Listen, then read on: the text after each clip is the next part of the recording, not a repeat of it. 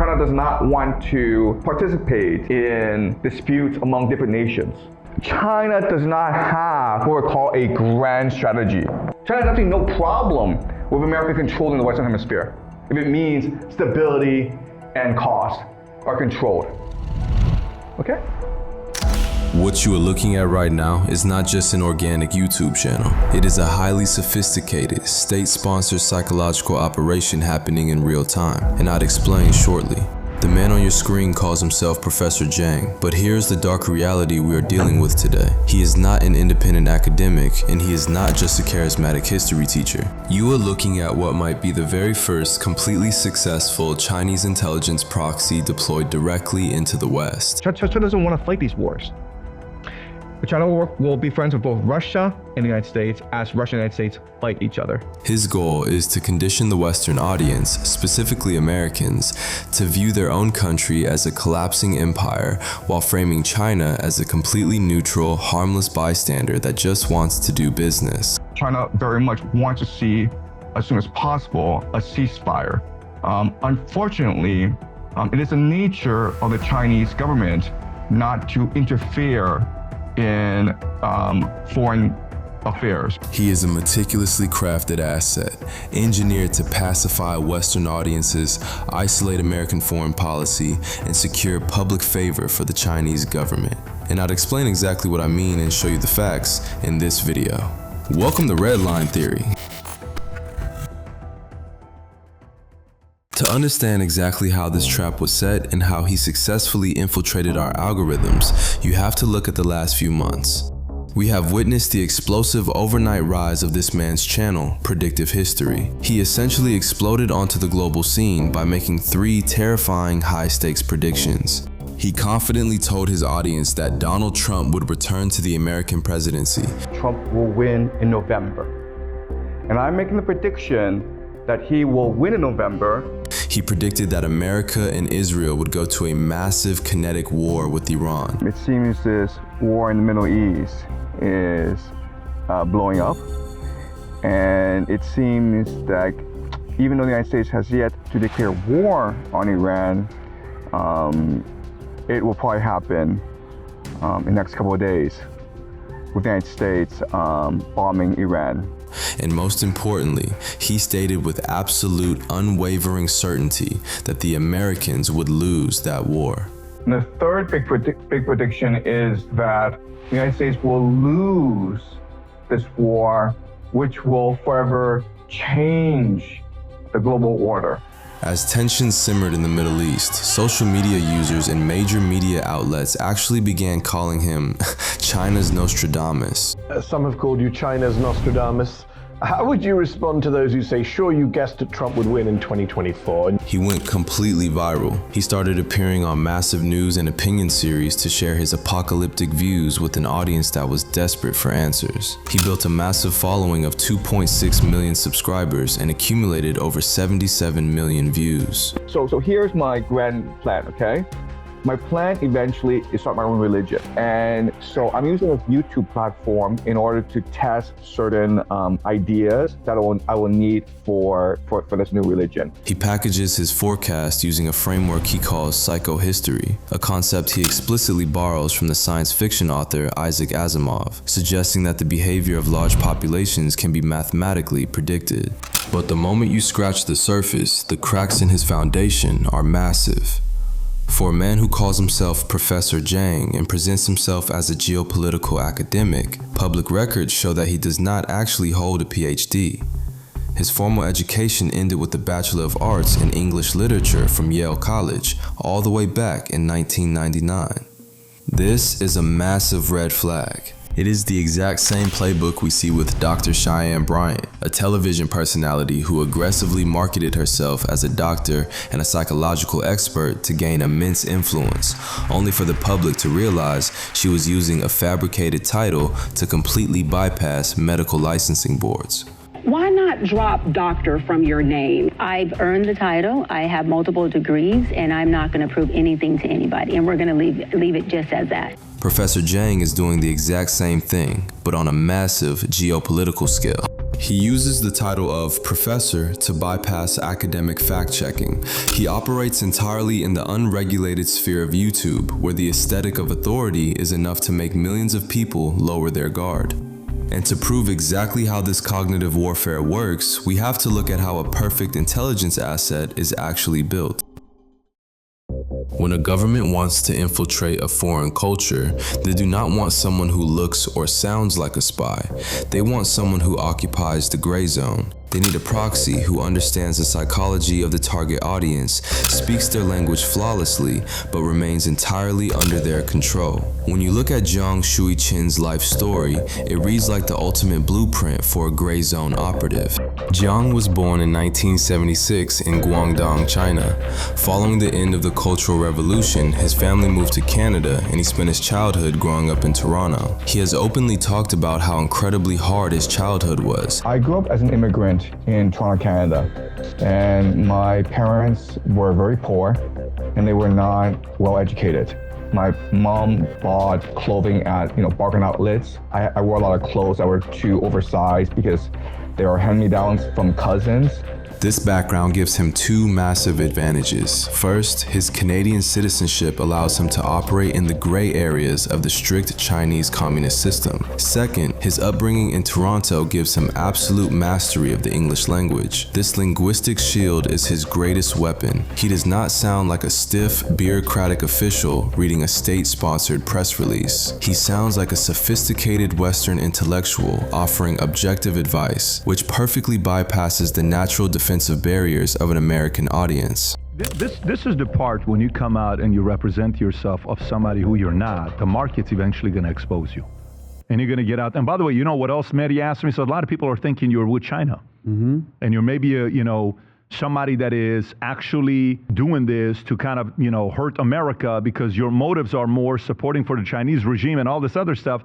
And that also came up. And he says, that's a very fair criticism. Guy's a very good communicator. You got to give him credit. Yeah, for sure. But there is a psychological element here too. When someone is raised in severe poverty and is suddenly thrust into elite Western institutions, it often creates a massive drive for status. In 1995, Jiang enrolled at Yale University as a complete unknown.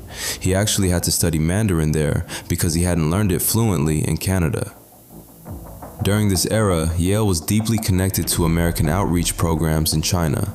Highly suspiciously, in 1998, before he even finished his degree, Jiang traveled back to Beijing to work as a teacher at a premier state-affiliated high school. So after I graduated from Yale with a degree in English literature, I returned to China, and I've been ever since working in education, and I've worked various capacities. I've obviously worked as an English teacher, but I've also worked as a principal. After getting his foot in the door there, he returned to Yale to complete his English degree in 1999. But the real turning point, the moment that creates a flipped asset, happened a few years later. After graduation, Jiang moved to China and worked as a liberal journalist. He wrote articles that were highly critical of the Chinese government, but in 2002, everything crashed down. While working undercover for an American broadcaster to film a worker protest, he was arrested by the Chinese secret police, officially branded a foreign spy, and immediately deported. You were deported from China. Reporters Without Borders protested your deportation at the time. How did you get back into China? And why is it, some of your critics say, you have so little to say about China's role in all of this geopolitics? Is it because you're not allowed to currently? If you know anything about the strict authoritarian structure of the Chinese Communist Party, you know that a man branded a foreign spy and deported is permanently exiled. If they ever try to return, they vanish into a black site.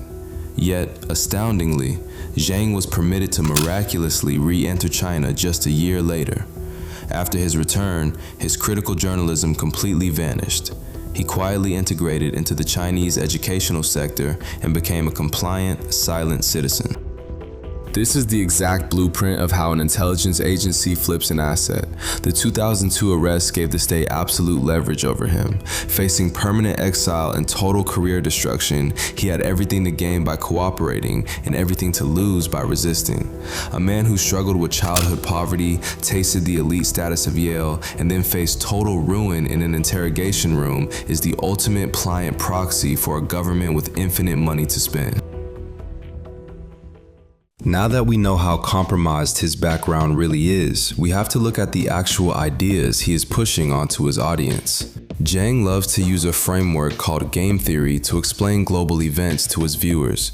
Game theory is simply the study of interactive decision-making and strategic conflict. So, we're going to use his own favorite game against him to completely dismantle his facade. If you sit down and listen to hundreds of hours of his lectures, a chilling, highly coordinated pattern starts to show up. He presents these massive, multi-hour theories on the future of global conflict and economic collapse. But his map of the world is entirely lopsided. Using pattern recognition, you will notice that he blames every single major global crisis on the actions, the failures, and the aggressive posturing of the United States, Russia, Iran, and Israel. His actions of painting this picture that the West is inevitably going to fail. The goal of it, to discredit the Western world and calling it a conspiracy-driven state, these kind of things. The glaring omission in his apocalyptic global analysis is China. In Jiang's world, the second largest economic superpower and the primary strategic rival to the United States is virtually missing from the conversation. He constantly repeats a highly specific talking point. China does not seek economic supremacy. China does not fund proxy wars, and China possesses no imperial ambitions. According to his videos, China just wants to stay in the middle and do business. A lot of people expect that China wants to challenge American hegemony and replace America as the global superpower. But China does not want to do that. China doesn't want to fight these wars. So what China is going to do is try to triangulate between Russia and the United States. And I think that they will start a process in which China and America come to an arrangement that benefits both economically. While he completely cleans up China's image, he actively pushes narratives designed to exploit domestic cultural fractures in the West. He promotes theories suggesting that the US and Israel will be definitively defeated by Iran, leading to the collapse of the dollar and absolute ruin for the American working class. Why did you predict that the US will lose this war with Iran?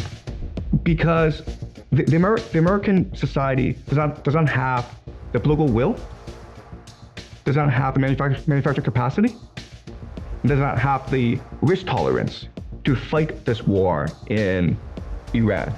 Basically, America wants to fight this war as cheaply, as easily, and as quickly as possible. To hook the fringe elements of the internet, he injects conspiracy theories into his lectures, tying modern geopolitics to ancient secret societies. These are not the thoughts of an objective academic. These are calculated narrative wedges designed to drive extreme isolationism, effectively paralyzing American foreign policy from the inside out. Let's look at how the game theory matrix actually works here. A standard game requires identifying the player, their strategy, and their expected outcome. The player here is Professor Jiang. His strategy is broadcasting high-production English language lectures, predicting the downfall of the West to an audience of millions. So, we have to ask the ultimate question. What is his expected outcome, and why is he permitted to play this game? Jiang claims this is just a fun experiment he does so his high school students can review his lectures. But that makes absolutely no sense. I initially uploaded the classes so that my students can review the lectures because these are Chinese students and their English is not that great. There were a couple hundred subscribers initially and everyone was fantastic. I'm so thankful. In a heavily censored, technologically locked down society like China, where freedom of speech is a myth, where dissent is strictly criminalized, and where the Great Firewall actively blocks people from even accessing YouTube, why is a high school teacher allowed to build a massive Western audience of 2.5 million subscribers? How is he allowed to speak authoritatively about global wars and the collapse of the American empire without the government shutting him down? Why else would they let you back in after you've already been kicked out? Right? And now you're free to say whatever you want, where everyone else in China is incredibly censored. why all of a sudden do you have this microphone that can't be shut off? And what is his response? His response was, well, the reason they're not censoring me is because I'm not talking to a Chinese audience. They only care about what a Chinese audience ingests. I'm speaking to Americans, and that's not something that the Chinese government's concerned about. In China, unauthorized individuals who speak to Western media about global politics are routinely silenced or arrested. The state maintains an absolute monopoly on the news. A channel with almost 80 million views operating directly out of Beijing cannot hide from government censors. The only sensible conclusion is that his expected outcome aligns flawlessly with the Chinese government. His job is to cognitively pacify the enemy by convincing the American public that their government is starting unwinnable wars, that their alliances are toxic, and that their money is doomed. He creates a domestic psychological environment that demands immediate military withdrawal. And by painting China as a peaceful bystander, he makes people ignore their global expansion. He is the perfect weapon for asymmetric warfare. Once you realize the game that is being played, you have to forensically break down how this operation is actually put together. We need to question where he is getting this highly classified intelligence from, because structurally, his videos are way beyond the capabilities of a solitary high school teacher. Real academics and professional analysts operate in the realm of probabilities. They use careful language because they understand how unpredictable global conflict is. Jiang, on the other hand, makes predictions with absolute, unwavering authority. He speaks about the outcomes of future wars and currency collapses as if they are established facts. So in this class this semester, I'm making 3 big predictions, right? First is that Trump will win in November. Second is that the United States will go to war against Iran. And the third big prediction is that the United States will lose this war, which will forever change the global order. But a closer look reveals a massive shortcut in how he actually comes up with these predictions. The sheer volume of his lectures regarding transnational capital, military logistics, and the global banking system requires a massive amount of brain power. How does a high school teacher with an English degree process and synthesize this much intelligence every single week? He's just parroting a storyline that's beneficial to China. But don't we assume that with everything that comes out of China? When people ask him about his process, Jiang gives a ridiculously simple cover story. He claims that he bounces these dark, highly complex geopolitical concepts off his wife. I want to share myself with others. I want to constantly learn. I want to constantly ask questions. I want to be open-minded. I want to be brave for my wife and my family. He humanizes his process to make it look innocent, but that is structurally impossible to accept. To consistently map out the globe at this level, a single guy requires a dedicated backroom team of researchers or a direct feed from an intelligence network. The wife excuse is just a psychological shield designed to make his operation look like a harmless hobby. And the ultimate proof of this deception is his classroom. The visual anchor of Jiang's channel is his set. He broadcasts his lectures standing in front of a standard analog blackboard, seemingly delivering organic lessons to a room full of teenagers. Since 2022, public records show that Jiang has been a teacher at Moonshot Academy in Beijing. But an examination of Moonshot Academy reveals that it looks absolutely nothing like the room in his videos. Moonshot is a hyper-modern architectural campus designed for the absolute elite of Chinese society. It is completely devoid of standard chalkboards and bare walls. The contrast between the high-tech reality of his actual school and the primitive chalkboard aesthetic of his YouTube channel is a deliberate choice.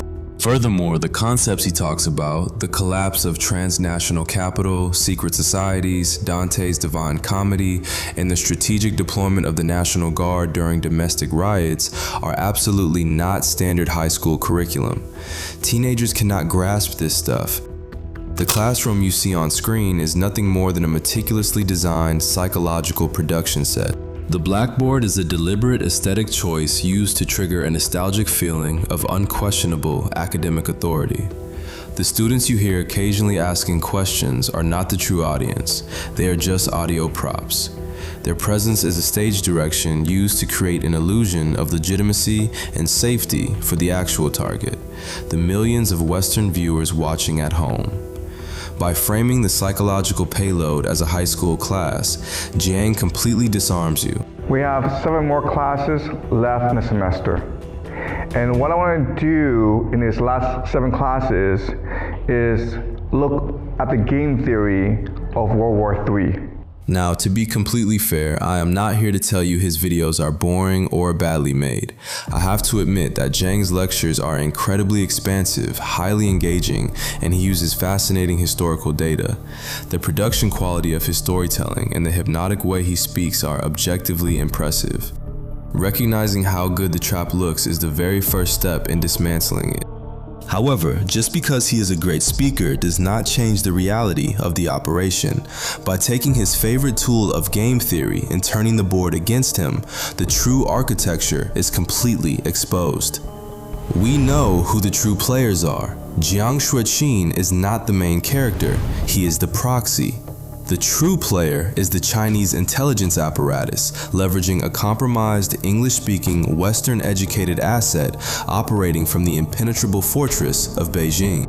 We know what the true strategy is. It is Western content syndication. They are using YouTube to completely bypass traditional journalists, cloaking state propaganda in the innocent wrapper of a high school history class. And we know what the true end goal is.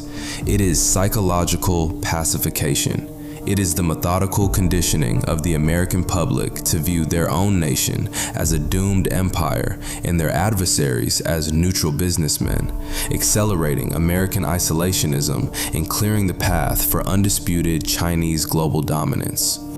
The internet is no longer just a place for entertainment. It is the primary battlefield for asymmetric and psychological warfare. You must watch with your third eye open. Keep an active, deeply critical state of mind running at all times. Do not become a blind follower or a willing participant in the pacification of your own society. Just because a man standing in front of a chalkboard has the audacity to call himself a professor.